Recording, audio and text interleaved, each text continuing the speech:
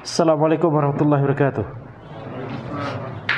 Innal hamdalillah nahmaduhu wa nasta'inuhu wa nastaghfiruh wa na'udzu billahi min shururi anfusina wa min sayyiati a'malina. May yahdihillahu fala mudhillalah wa may yudlil fala hadiyalah. Wa asyhadu an la ilaha illallah wahdahu la syarikalah wa asyhadu anna Muhammadan abduhu wa rasuluh. Allahumma shalli wa sallim ala sayyidina Muhammad wa ala alihi wa sahbihi ajma'in, amma ba'd. Kita lanjutkan pembahasan kitab Tazkiratus Sami' wal Mutakallim fi Adabil Alim wal Muta'allim karya Ibnu Jama'ah Al-Kinani Asy-Syafi'i rahimahullahu taala, di mana kita sampai pada pembahasan adab penuntut ilmu terhadap kitab, yaitu ketika mengecek kesahihan dari manuskrip atau kitab yang dimilikinya tersebut. Sebagaimana yang kita ketahui, penulis di sini ya ulama di sekian ratus tahun yang lalu, kitab di zaman itu adalah tulisan tangan semua dan hasil menyalin semua, belum ada fotokopi, printer dan lain sebagainya. Maka di pertemuan sebelumnya kita telah membahas tentang adab yang ketujuh, tapi belum selesai ya, yaitu ketika seseorang itu mengecek kitab yang dia miliki, bisa jadi itu kitab untuk dirinya sendiri, itu hasil salinan dari manuskrip dari punya orang lain misalkan, atau di maktabah perpustakaan misalkan.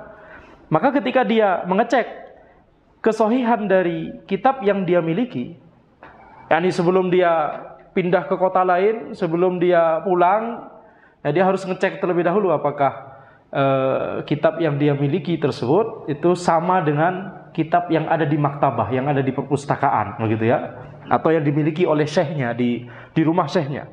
Maka dia mengecek keabsahan dan ketelitian dari kitab yang dia miliki. Kalau misalkan ada sesuatu yang harus dia berikan harokat supaya tidak salah baca nanti. Kalau ada sesuatu yang harus diberikan tasdid ya, karena di dalam bahasa Arab itu ada kata-kata yang bisa dia tanpa tasdid, bisa dia dengan tasdid. Maknanya menjadi berbeda sekali. Seperti misalkan kalau ada kata ha, ro, mim, bisa dibaca haruma, ya ini berarti ini haram, atau harroma, berarti Allah mengharamkan sesuatu, begitu ya. Jadi maknanya bisa jadi berbeda. Maknanya bisa jadi berbeda dengan tasdid dan tanpa tasdid. Ya, jadi itu harus dilakukan kalau misalkan itu bisa menimbulkan kesalahpahaman, diberikan harokat. Kemudian juga diberikan titik kalau misalkan itu adalah huruf yang perlu ada titiknya, tapi mungkin titiknya lupa tidak ditulis. Atau misalkan ada kata yang belum tertulis, nah maka tuliskan kata yang hilang tersebut, tuliskan di situ. Nah, ini telah kita bahas secara ringkas kemarin. Kita lanjutkan ya pada poin di mana kita belum lanjutkan kemarin di pertemuan sebelumnya. Wa qad jaratil 'adatu fil kitabati bidaqtil hurufil mu'jamah bin naqti. Telah terjadi kebiasaannya para ulama ketika kita menuliskan huruf yang mu'jamah, yakni huruf yang sekarang ada titiknya. Jadi misalkan bentuk seperti ini dari ana ya, kalau dari antum begini. Ya, kalau enggak ada titiknya antum baca apa? Ha. Kalau ada titiknya antum baca apa? Tergantung di mana, di bawah atau di atas. Kalau di bawah, di tengah itunya ya, bukan di bawah sini ya. Di tengah jim, kalau di atas kha. Nah, ada yakni huruf yang ada titiknya itu yang kita sebut dengan huruf mu'jamah. Huruf yang tidak ada titiknya ini yang diistilahkan oleh para ulama huruf muhmalah. Ada mu'jamah, ada muhmalah. Nah, sekarang dari mana itu titik-titik itu? Dari mana huruf jim itu ditulis dengan bentuk ya seperti ini, kemudian ada titik di tengah? Nah, itu adalah kesepakatan dari para ulama.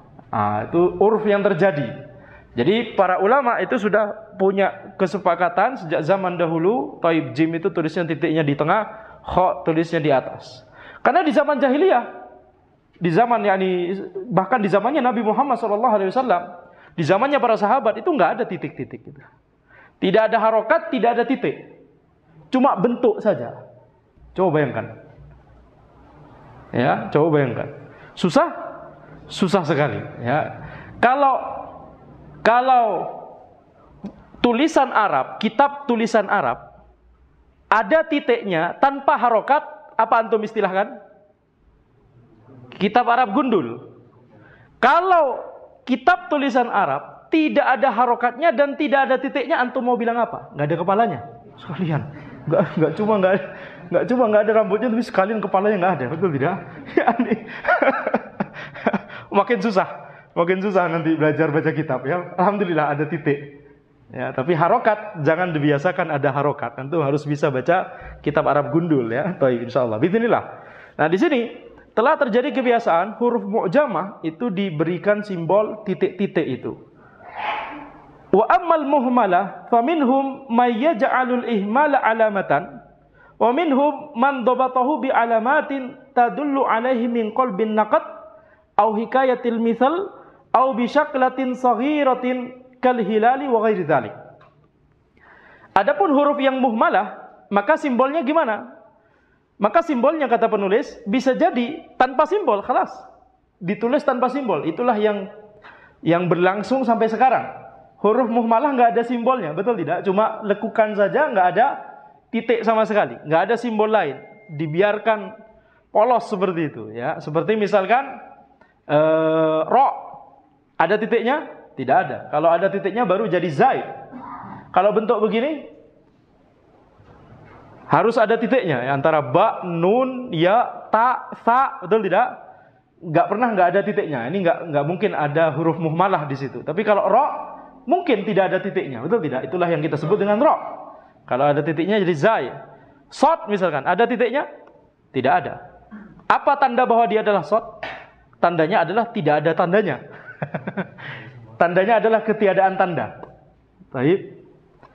Jadi itu yang dimaksud penulis di sini. Nah, itu kemungkinan pertama. Tapi sebagian ulama di zaman dahulu, wa minhum man dabatahu bi alamatin tadullu alaihi min qalbin naqd. Di antara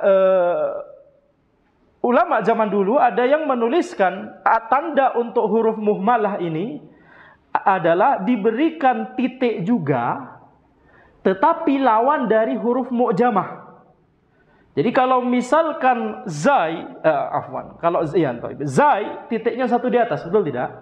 Kalau ro, kita kebiasaan tidak ada titiknya. Tapi sebagian ulama dalam rangka untuk semakin menekankan ini adalah ro, maka tandanya adalah titik, dituliskan satu titik juga, tapi di sebaliknya, yaitu di bawah.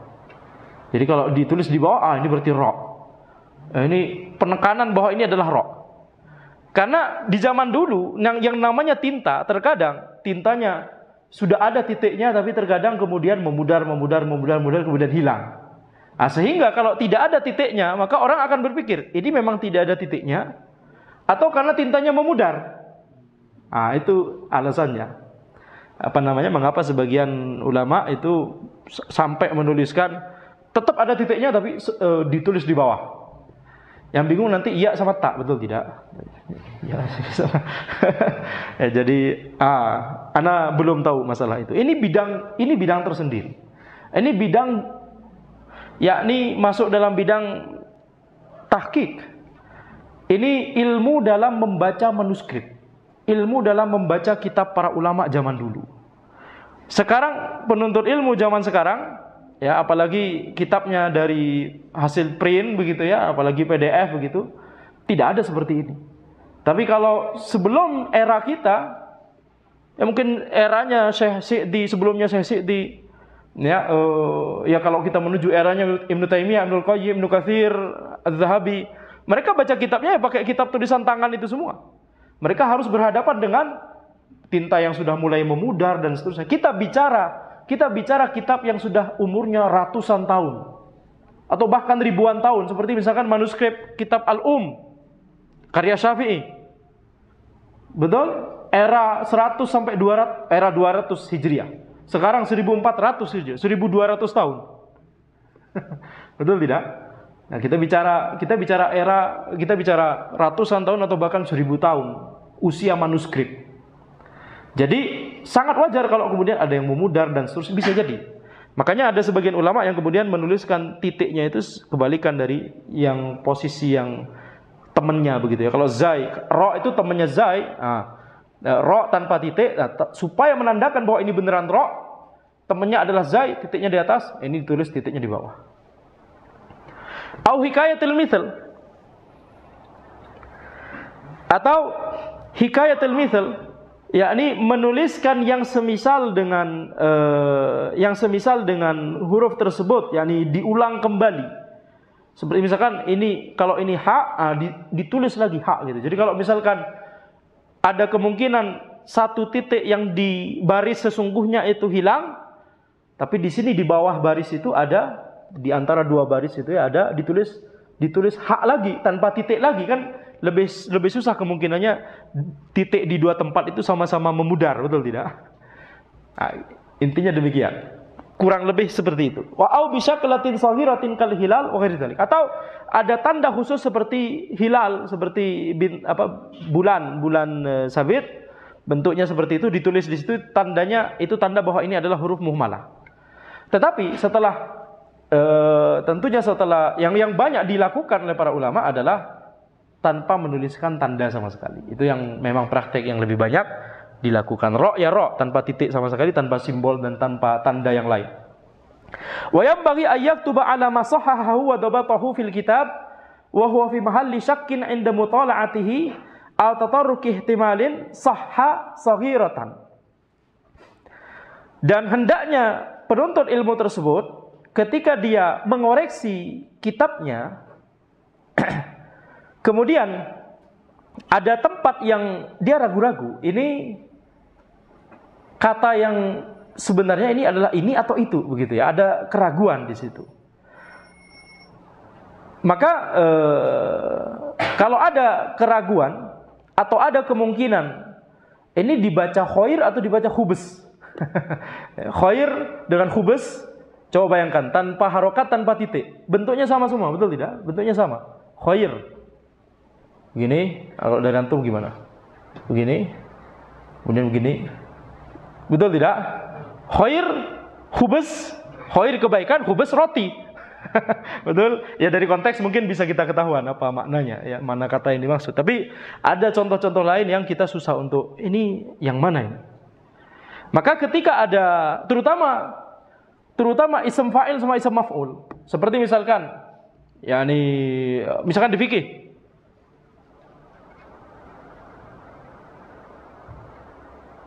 nyari contoh itu susah ya, betul tidak? Muajir atau muajar, bedanya kasroh sama fathah. Kalau nggak ada kasroh, kalau nggak ada harokatnya, khalas, untuk mau bacanya gimana, betul tidak? Ketika ada keraguan seperti ini, mungkin yang menulis kitabnya paham, nggak dituliskan waktu itu, atau dirinya sendiri yang menulis waktu itu paham, tidak dituliskan. Tapi ketika dia mengecek lagi, kemudian, dia baru sadar, ini bisa jadi ada keraguan di sini. Yang dimaksud adalah muajir, ism fa'il, atau muajar, ism maf'ul. Maka kemudian akhirnya kata penulis hendaknya ditulis di situ versi yang benar. Kalau itu harokat yang benar kasroh, tulis kasroh. Atau kalau itu yang benar bacaannya adalah khoir, tulis titiknya, kemudian diberikan simbol soha, sotha, yakni bahwa ini adalah yang sahih. Sudah ini memang, jadi ketika ada simbol soha, maka itu seolah-olah menandakan kepada pembaca berikutnya, atau bahkan dirinya sendiri berikutnya, 10 tahun lagi misalkan, sudah lupa gitu ya, bahwa ini tempat di mana ada keraguan, bisa ini, bisa itu, dan versi yang ana tetapkan sekarang itulah yang sahih. Jadi kalau ada simbol soha, maka itu maknanya. Sekarang kita nggak mengenal ini, betul tidak? Di printan sudah disebutkan itu. Kalau misalkan di printer, di buku-buku kitab-kitab yang dicetak, kalau misalkan ada kemungkinan ini kasroh atau fathah.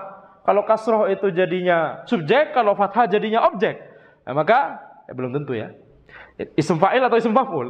Ya, jadi kalau kasroh itu maksudnya pelaku dari perbuatannya, kalau fathah itu penderita dari perbuatan tersebut. Maka biasanya di kitab-kitab sudah dituliskan, ya, ini kasroh, fathah, begitu ya. Nah, nggak ada simbol soha, nggak ada lagi.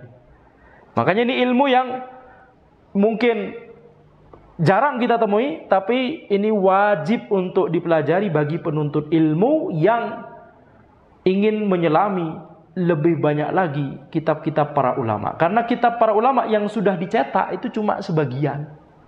Masih banyak kitab-kitab yang belum tercetak, belum ditahqiq istilahnya. Belum ditahqiq, yaitu belum ada orang peneliti. Biasanya siapa yang mentahqiq? Biasanya para kampus-kampus Islam, Jamiah Islamiyah, Madinah, Riyadh, Mesir dan Maroko dan sebagainya. Biasanya di antara proyek tesis S2 dan disertasi S3-nya adalah mentahqiq kitab. Mengirimkan mahasiswa itu untuk sana pergi ke maktabah di Jordan, kemudian maktabah di Alexandria, maktabah di Jerman misalkan. Ada kitab-kitab yang disimpan di perpustakaan di Jerman. Ya. Kemudian manuskrip untuk kitab yang sama. Kemudian dicocokkan dari sekian versi manuskrip ini, kemudian dia ketik di komputer, jadilah kitab yang kita dapatkan sekarang. Itu hasil dari jerih payah para peneliti tersebut. Ya, ini namanya mentahqiq kitab. Jadi setiap antum ada kitab itu hasil, kalau kitabnya dari zaman dulu. Kalau kitabnya dari ulama zaman sekarang ya nggak ada. Ulama zaman sekarang dari awal memang sudah ngetik sendiri di di komputernya, betul tidak? Atau dari kajian kemudian muridnya yang mengubahnya menjadi ditranskrip ya, diubah menjadi versi teks gitu. Tapi kalau di zaman dulu, maka kita harus tahu ilmu ini. Kitab tersebut ada di manuskrip, ada di rak-raknya perpustakaan, harus diketik gitu ya, diketik dalam bentuk versi elektronik dan kemudian di-print dan seterusnya. Itu namanya mentahqiq. Wa yaktubu fawqa ma waqa'a fi at-tasnifi aw fi an-naskhi wa huwa khata' kadza saghiratan wa yaktubu fil hasyiyah sawabuhu kadza in kana yatahaqqaquhu. Nah, kalau misalkan ada kesalahan di kitab yang dia miliki tersebut atau kitab yang ada di hadapannya tersebut, ketika dicocokkan dengan manuskrip asalnya ada kesalahan, maka bisa langsung dibenerin atau bisa dengan cara menuliskan simbol kaza, kaf, zal, alif di dekat kata yang salah tersebut. Kemudian di hasyiyah istilahnya hasyiyah dari para ulama itu kalau diterjemahkan sekarang itu adalah catatan kaki dan catatan pinggir dan catatan kepala. Antum nggak kenal, antum tahu catatan kaki, betul tidak? Catatan yang ada di kaki. Catatan pinggir, catatan yang ada di pinggir. Nah, yang di atas apa? Makanya Anda sebutkan catatan kepala. Kalau ini kaki, itu kepala. Jadi semua 4 sisi ini itu namanya hasyiyah. Tapi kalau di bahasa Indonesia nggak ada, betul tidak? Catatan apa itu? Catatan margin. Terserah marginnya atas, bawah, pinggir kanan, pinggir kiri. Ya, catatan margin. Kita cuma tahu istilah catatan kaki. Yang ini catatan pinggir. Yang atas, ya kelas. Ya, ada kaki, ada kepala. Ya, jadi di huruf ya di kata yang salah di badan teksnya itu kalau ada kata yang salah dituliskan simbol kaza. Kemudian di catatan kaki atau pinggir atau di atas dituliskan sawabuhu kaza. Yang benar adalah begini. Ini kalau di zaman sekarang itu yang kita kenal dengan istilah kasih footnote. Ada kata yang salah dikasih footnote, yang benar begini, betul tidak? Tapi kalau era komputer nggak perlu kita kasih footnote, karena langsung diubah aja katanya, betul tidak? Ada salah harokat, langsung aja ubah harokat. Ada kurang kata, langsung aja ya taruh kursornya di situ, kemudian tambahi, betul tidak? Kalau di zaman dahulu kan mana bisa seperti itu? Kan kertas, tulisan tangan, kurang 3 kata, gimana? Nggak bisa, apa namanya? Nggak bisa digeser, nggak bisa, betul tidak? Jadi harus ada metode ini, tulis kaza, kemudian di sebelahnya atau di catatan pinggir atau margin dituliskan sawabuhu kaza. Yang benar adalah begini. In kana yatahaqqaqu, kalau dia yakin bahwa inilah versi yang benar. Kalau dia yakin bahwa inilah versi yang benar. Wa illa fayu'allimu alaihi dabbatan. Kalau dia tidak yakin, maka dia berikan simbol lain, yaitu wahya suratu ra'si sad. Jadi tadi bayangkan di badan teks ada kata yang salah, antum tuliskan kaza, kemudian di catatan margin antum tuliskan kata yang mungkin benar, antum sekarang nggak yakin, mungkin yang benar ini, antum tuliskan itu, kemudian antum tuliskan simbol sad tapi cuma kepalanya doang, tanpa begininya. Sad itu kan ada kepalanya, kemudian ada begitu ya, ekornya. Tanpa ekornya, tuliskan kepalanya saja. Ya tambah sedikit begini. Tapi jangan tuliskan, paham tidak? Kalau dari sisi antum gimana? Short begini kan? Kemudian begini. Begini ini jangan ditulis. Cuma kepalanya saja. Tuktabu fauqal kitabah ghairu muttasilatin biha. Ditulis di atas dari catatan margin itu. Fa idza tahaqqaqahu ba'da dzalik wa kana al-maktubu shawaban zadatil kasad ha'an fatasiru sahha. Kalau nanti kemudian di lain waktu ternyata dia baru yakin, yang saya tuliskan waktu itu ragu-ragu, koreksi yang saya tuliskan itu ragu-ragu, tapi sekarang saya yakin, maka dilengkapi yang short itu cuma kepalanya, sekarang dilengkapi dengan ha, menjadi soha.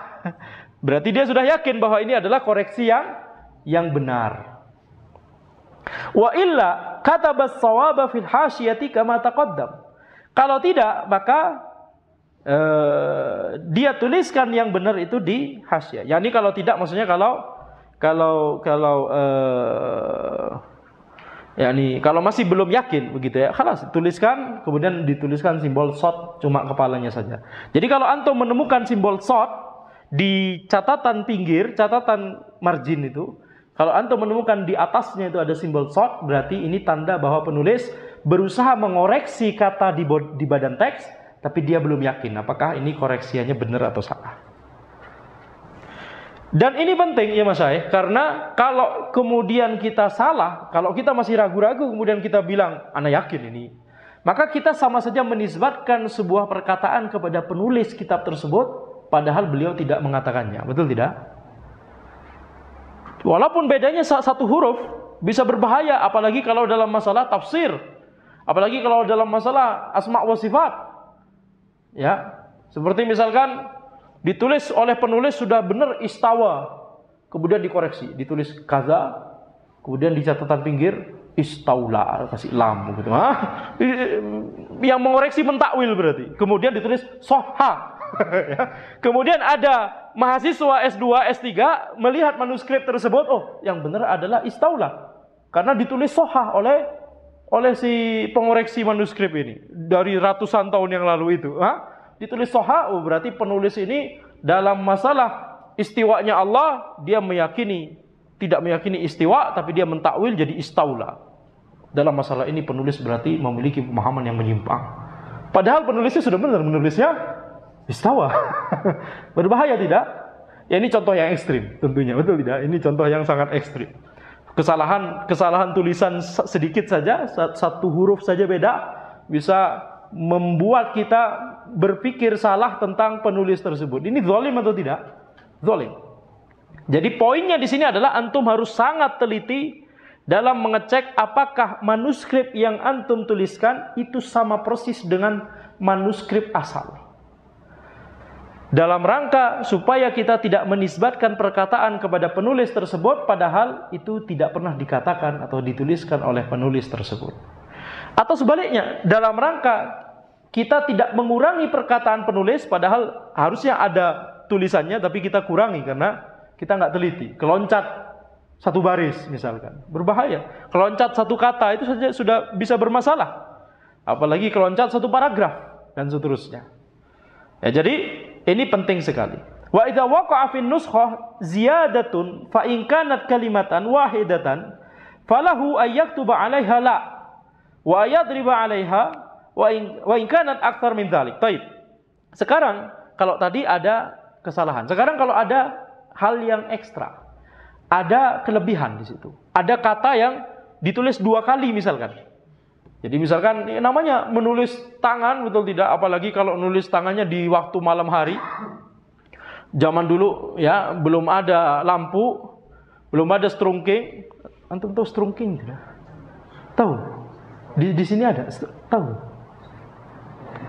Itu di Madura ada, Mas Padang ada, tapi di sini nggak ada. Jadi loncat gitu ya. Atau namanya beda mungkin, namanya beda tentunya. Pasti ada tapi namanya beda. Itu yang lampu yang gimana? Yang harus di apa? Petromak. Ya, strungking. Tahu. Apaan? Ana harus belajar lagi bahasa Sunda. Lagi-lagi skill Ana kembali menjadi tiserelek dan ticengklak. Tidak update lagi ya. Baik. Sampai mana tadi? Nah, jadi kalau misalkan ada kata ekstra yang tertulis di situ, maka itu dicoret atau dituliskan la, lam alif gitu. La, ini berarti kata ekstra. Kenapa demikian? Karena bisa jadi ada kalimat yang memang kata tersebut ditulis dua kali. Kalau antum sudah belajar bahasa Arab, maf'ul mutlak itu bisa ditulis dua kali. Misalkan apa? Jiddan, afwan, jiddan. Bisa diulang dua kali untuk menunjukkan. Memang berarti oleh penulis yang memang sengaja ditulis dua kali. Nah, ini berarti bukan salah tulis. Tapi ada kata yang itu salah tulis, ditulis dua kali. Nah, kata yang tambahan ini dituliskan la atau dicoret. Wa in kanat aktsar min dzalik ka kalimatin aw satrin aw astur fa in syaa'a kataba fawqa awwaliha min aw kataba la wa la akhirha ila. Sekarang bagaimana kalau ada beberapa kata atau bahkan satu baris full atau bahkan ada beberapa baris yang itu salah? Ya, salah misalkan satu paragraf berulang lagi misalkan. Berarti yang salah kan satu paragraf. Ini satu paragraf sudah ditulis sebelumnya, ini ditulis lagi. Jadi nulisnya di waktu malam, nggak ada lampu, nggak ada petromak, strungking itu tadi. Nulisnya dengan lampu kecil gitu ya, lilin atau apa. Jadi sudah tidak fokus misalkan. Satu paragraf ditulis lagi. Caranya gimana? Caranya adalah ditulis dari awal kata yang salah itu ditulis min atau la. Kemudian akhir kata yang salah ditulis ila. Jadi seolah-olah dari sini sampai sini salah. Ya kalau di zaman ini tinggal seret del. Betul tidak? Zaman dulu nggak bisa. Antara ditulis itu min atau la di awal, kemudian di akhir ditulis ila. Atau dicoret dengan coretan ya, yang tidak sampai membuat hitam semua. Jadi sekedar cukup bahwa itu ada coretan. Jangan sampai terlalu hitam karena itu bisa merusak kertas juga dan membekas ke halaman yang sebelahnya. Kita bicara tinta zaman dulu yang bukan tinta pulpen sekarang. Wa maknahu min huna sakitun ila huna. Jadi maknanya adalah dari sini sampai sini salah. Wa in syaa'a daraba 'alal jami' bi ayyahutta 'alaihi khattan daqiqan yahsulu bihil maqsud wa la yusawwidul waraq wa minhum man yaj'alu makanal khattin nuqatan mutataliyatan. Jadi kalau dia mau bisa gunakan metode tadi ya, di awal ditaruh min atau la, di akhir ditulis ila, atau dia coret dengan coretan yang tidak yusawwidul waraq, yang tidak menghitamkan kertas, atau dia bisa ganti garis coretan itu menjadi garis putus-putus begitu ya, nuqatan mutataliyatan, titik yang putus-putus atau garis putus-putus lah istilahnya sekarang. Wa idza takarraratil kalimah sahwan minal katibi daraba 'ala tsaniyah. Ya, kalau misalkan ada kata yang berulang karena penulisnya lupa menuliskan kata tersebut berulang kali, maka yang dicoret adalah yang kedua. Bahkan sampai seperti ini, sampai yang ini pun penulis yakni memperhatikan yang dicoret yang mana. Misalkan yakni ketika ada orang berkata zahaba Muhammadun, kemudian zahaba Muhammadun pergi, maka kemudian tertulisnya zahaba Muhammadun. Ini kan jelas zahabanya tertulis dua kali, betul tidak?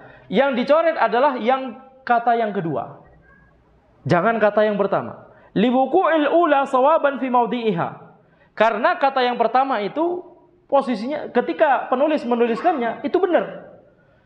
Kesalahan ada ketika kata yang kedua yang ditulis, betul tidak? Jadi yang dicoret adalah kata yang kedua. Nah, ini bahkan sampai seperti ini, padahal kan hasil akhirnya kan sama saja, betul tidak? Tapi karena kata yang pertama haknya adalah dia ditulis dalam kondisi benar, dalam konteks yang benar, maka haknya adalah tidak dicoret. Kata yang kedua itu yang ditulis dalam kondisi salah, maka haknya itulah yang dicoret. Bahkan memberikan tulisan, memberikan kata sesuai dengan haknya, itu kita harus adil ya nih. Mana yang dicoret, mana yang tidak. Kalau antum kan tidak peduli, betul tidak? Mana yang di tip X atau mana yang di delete, yang terdekat dengan kursor. Ya. Nah ini dibahas oleh para ulama kita, betul tidak? Sampai segitunya ya, Masya Allah. Jadi kita yang harus menyesuaikan dengan mereka, bukan kemudian ya, walaupun tentunya dalam masalah seperti ini tentunya ini ada ini kelonggaran ya, ini tidak sampai kemudian orang yang melakukan yang menyelisih ini ahlul bidah misalkan, tidak tidak seperti itu, betul tidak? Fasik misalkan, tidak seperti itu. Tapi ini mahasinul adab, ini adalah hal-hal ekstra yang menunjukkan kebagusan yang paling maksimal dari adab orang tersebut. Bahkan adab kepada tulisan saja dia perhatikan. Illa idza kanatil ula akhir satrin, kecuali kalau kata yang pertama itu adalah akhir dari baris. Jadi misalkan zahaba di akhir baris, zahaba terulang lagi di baris di bawahnya, baris baru gitu ya. Kemudian Muhammadun. Kalau tadi kita katakan yang mana yang dicoret? Kata yang kedua, betul tidak? Tapi kalau sekarang kita mencoret kata yang kedua, ini awal baris berarti kita ada yang tercoret, betul tidak? Nah, itu kata penulis ini sebaiknya dihindari. Awal baris itu sebaiknya tidak dicoret. Sehingga kalau kondisinya seperti ini, baru yang dicoret adalah kata yang pertama. Wallahu alam kenapa kok awal baris tidak ditulis? Mungkin supaya jelas kelihatan body text-nya ini, karena nanti biasanya di sebelah pinggir-pinggirnya banyak catatan-catatan. Jadi supaya jelas ininya garis batas antara mana badan teks dan mana catatan-catatan ekstra. Fa inna ad-darba 'alaiha aula siyanatan li awwalis satr. Jadi mencoret kata yang pertama yang di akhir baris itu lebih baik daripada mencoret kata yang kedua yang di awal baris. Siyanatan li awwalis satr, dalam rangka menjaga awal baris. Awal baris hendaknya tidak dicoret. Illa idza kanat mudhafan ilaiha, kecuali kalau kata tersebut adalah mudhaf ilaih. Ya, ini gimana cara menerangkan kepada yang belum taib? Misalkan Kitabu Muhammadin, kitabnya Muhammad. Kitabu itu namanya mudhaf, Muhammadin mudhaf ilaih. Nah, kitabnya Muhammad, kata yang pertama kitabnya, itu namanya istilahnya dalam bahasa Arab mudhaf. Kata yang kedua istilahnya adalah mudhaf ilaih. Nah sekarang kalau misalkan kasusnya adalah illa idza kanat mudhafan ilaiha fad-darbu 'ala tsaniyati aula liittisalil ula bil mudhaf. Sekarang ketika orang tersebut mendapati tulisan Kitabu Muhammadin, Muhammadnya terulang 2 kali. Bayangkan, Kitabu Muhammadin ini akhir baris, kemudian di awal baris tertulis Muhammad lagi. Jadi Muhammadnya tertulis 2 kali. Kalau pakai kaidah sebelumnya, mana yang perlu dicoret? Yang awal baris atau akhir baris? Akhir baris, yang atas, betul tidak? Karena tadi kalau awal baris hendaknya dijaga. Kan tadi kaidah yang paling pertama yang dicoret adalah kata yang kedua. Tapi kalau kata yang kedua itu di awal baris, kata pertama di akhir baris, di baris sebelumnya, maka yang dicoret adalah yang akhir baris. Karena untuk menjaga supaya awal baris tetap tidak tercoret. Itu yang tadi yang kita sebut. Kecuali lagi, jadi ini pengecualian dari pengecualian. Kecuali lagi kalau dia bentuknya mudhaf ilaih, mudhaf dan mudhaf ilaih. Kitabu Muhammadin. Kalau kita coret yang Muhammad yang itu, maka nanti frase kitabnya Muhammad ini terpisah baris. Bisa bikin bingung. Kitabnya Muhammad. Nah, kalau bahasa Arab, bayangkan, kalau mungkin bahasa Indonesia gampang, kitabnya Muhammad, gampang kita baca. Tapi kalau kita bicara bahasa Arab yang tidak ada harokat, apalagi titiknya sudah mulai pudar-pudar, Frase itu hendaknya dijaga kesatuannya. Jangan terpisah, kitabu di sini, Muhammadin di sini. Karena yang Muhammadin yang di akhir baris itu yang sebenarnya nyambung dengan kitabu dicoret gitu ya. Betul tidak? Paham maksud penulis? Nah, sampai segitunya. Masya Allah. Jadi ini yang disebutkan littisalil ula bil mudhaf. Jadi yang dicoret adalah yang awal baris. Jadi tidak apa-apa kita korbankan awal baris ini, kita coret dalam rangka untuk supaya menjaga satu kesatuan frase ini. Kitabnya Muhammad itu dia ngumpul di akhir baris di situ. Nah sekarang ini sudah selesai adab ke-7. Kita tidak akan sempat untuk membahas keseluruhan adab ke-8, tapi ana mau memberikan muqaddimah di sini. Muqaddimah yaitu maksudnya adalah adab berikutnya itu adalah tentang hasyah dan tentang lahaq. Tadi kita sebut hasyah atau turrah atau hawamis. Tadi kita sebut ya, hawamis itu istilah untuk selain tadi catatan kaki, catatan pinggir kanan kiri, catatan kepala yang di atas, dan juga untuk space di antara baris. Itu juga disebut sebagai hawamis dalam bahasa Arab. Hawamis atau turrah. Ya, atau hawashi, hasyah. Nah, jadi apa yang ada di hawamis atau apa yang ada di hawashi tersebut, hasyah tersebut, ada dua kemungkinan. Kemungkinan yang pertama adalah koreksi terhadap perkataan penulis, koreksi terhadap teks kitab tersebut, atau hal-hal lain. Kalau dia berupa koreksi, tadi kita sebutkan, sesuatu yang berupa koreksi, itu berarti ini penting sekali untuk kita sangat teliti di situ. Kenapa? Karena ini berkaitan dengan menisbatkan suatu perkataan kepada penulisnya. Kita sedang berbicara kitabnya An-Nawawi. Kalau misalkan salah, berarti kita menisbatkan perkataan yang salah kepada Al-Imam An-Nawawi, atau kepada Al-Imam Ibnul Qayyim, atau kepada Al-Imam Ahmad, atau kepada Al-Imam seluruh imam dari ulama Ahlussunnah wal Jamaah. Betul tidak? Jadi yang namanya koreksi ini harus benar-benar teliti. Itu yang disebut istilahnya dengan lahaq. Itu yang disebut istilahnya dengan lahaq. Lam, ha, qaf. Lam, ha, qaf. Istilah apa? Lahaq.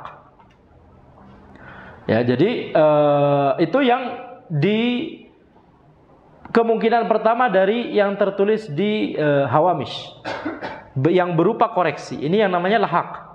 Lahaq. Kemungkinan kedua yang tertulis di hawamish, baik di space di antara baris atau di catatan pinggir, catatan kaki, catatan kepala.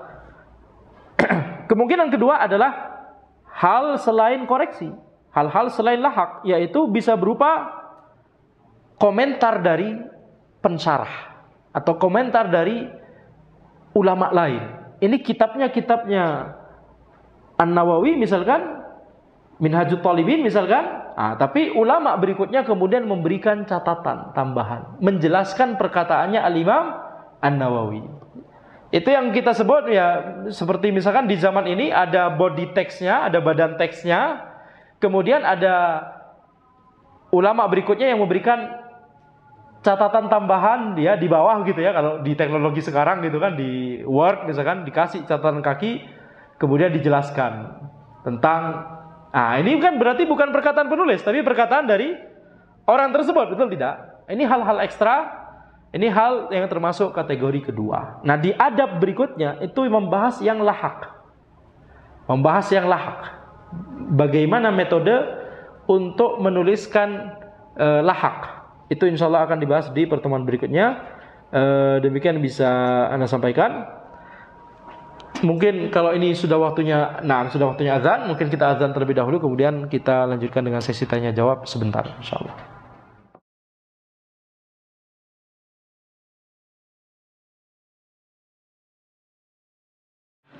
Silakan jika ada pertanyaan.